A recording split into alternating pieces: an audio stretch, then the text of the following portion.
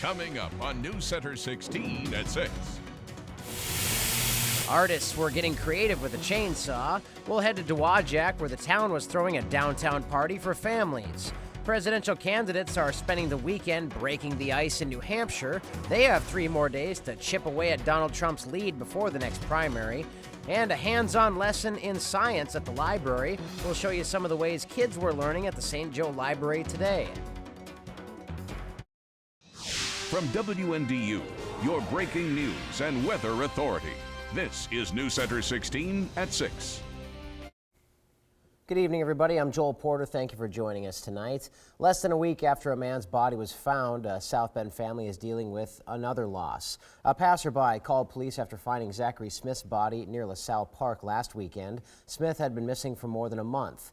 Today, a friend of the Smith's family told News Center 16 that Zachary Smith's brother Jason died unexpectedly this morning. A GoFundMe page was set up to help the family cover the cost of Zach's funeral. For more information or to donate, you can head to our website, WNDU.com, and click on this story.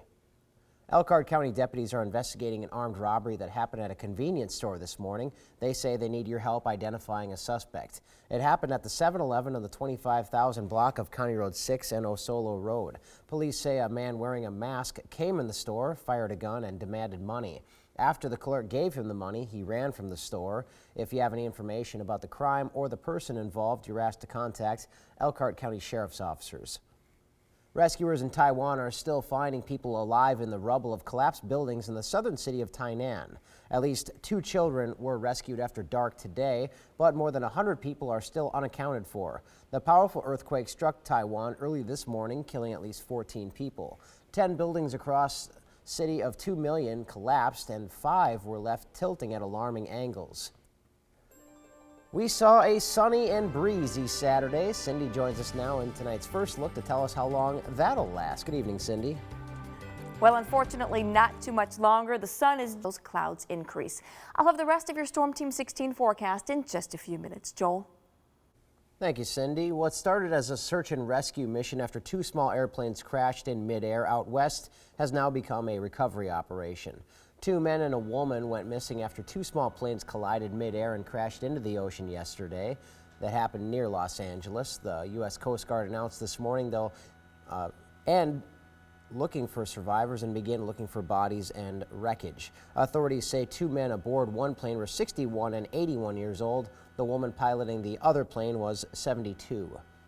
A Michigan man will be in court on Monday after federal agents say he pledged allegiance to ISIS. The feds say they watched 22-year-old Khalil Abul Rayyan, a Dearborn Heights resident since last May, because of his pro-ISIS Twitter posts and gun purchases. Investigators say Rayyan talked online to someone he didn't know was an undercover FBI agent, claiming he had an AK-47 and had planned to carry out a shooting at a large Detroit church. Rayyan will be in court for a detention hearing on Monday afternoon. He could potentially face terrorism charges. In New York City, investigators are trying to determine what caused a construction crane to collapse and kill a person yesterday. That crane was being lowered when its boom collapsed and smashed through several cars and surrounding buildings. A pedestrian was killed and 3 other people were hurt, 2 of them seriously. Investigators say high wind speeds could have played a factor. So far, investigators say they have found no problems with the crane itself. In New Hampshire this evening, it's the Republican candidates' turn. They debate just 3 days before the primary, where Donald Trump is looking for his first win. Steve Handelsman is near Manchester with the latest. Iowa debate. I'm Steve Handelsman, NBC News, New Hampshire. Winning in the state on Tuesday could erase that loss and showcase Trump as the strong GOP frontrunner. Parents and kids were flooding into the St. Joe County Library downtown to learn all about science. Volunteers at the library were hosting Science Alive, a full day of activities including robots, laser cutting, and metal crafts. The hands-on lab is offered for kids every year. Today there were a few more eyes in the sky as Storm Team 16 weather geeks Mike Hoffman, Cindy Clausen, and David Harker were showing kids how they keep up with changing weather conditions. The weather experts were teaching kids about tornadoes. But when we have it inside of that mesocyclone, it tightens up, and that's how things start to spin a lot quicker inside. Pretty neat, huh? And the thing is, you can do this at home too. This is just a regular cardboard box that I have, a fan, some hot water, and some dry ice. And dry ice you can purchase anywhere. More than 30 different local groups helped out to bring science alive to life this year.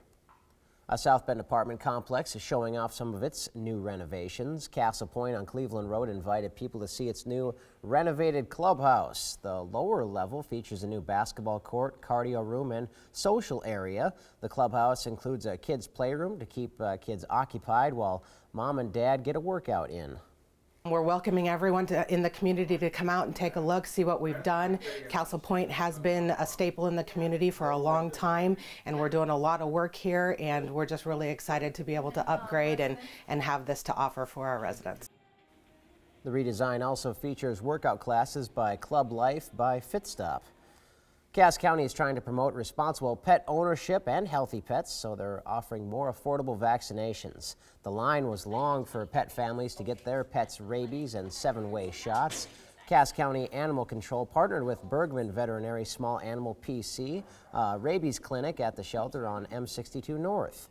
Rabies vaccines were only $20 for a 1-year treatment, and dog licenses were also available.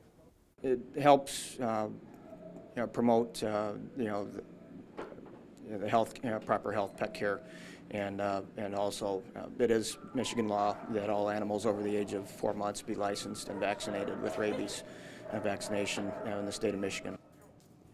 If you missed out today, there is another chance to get your pet vaccinated. On February 20th, you can stop by the shelter from 9 a.m. until 1 p.m. When we return on News Center 16 at 6, Cindy says winter is not over yet. Plus, one Michigan town was feeling winter's chill this morning, and they had to truck in plenty of ice for this frosty party. Seen so far this season, and there we can look at it again. We're going to see high temperatures only around 20 degrees as we get into the middle and latter part of this week. So we've been having a very mild winter. Yeah, still need that winter coat though next week. Definitely. No matter what the groundhog said, we are not done with winter here yet. All right, well, thank you so much, Cindy. Still to come on News Center 16 at 6. If you haven't already made dinner plans, more than a dozen eateries in downtown South Bend hope that you'll come in from the cold and see what's on the menu. Westview, Whitco, Argus, Bethany Christian, all shooting for sectional titles tonight as well. We will be very busy. So do not miss that 11 o'clock sportscast. It's going to be the whole show. All right. I won't have to do anything. All right. Not much. A little bit. All right. Well, thank you so much, Anj. And meanwhile, Cindy will do things after the break. She'll tell us final look at the forecast.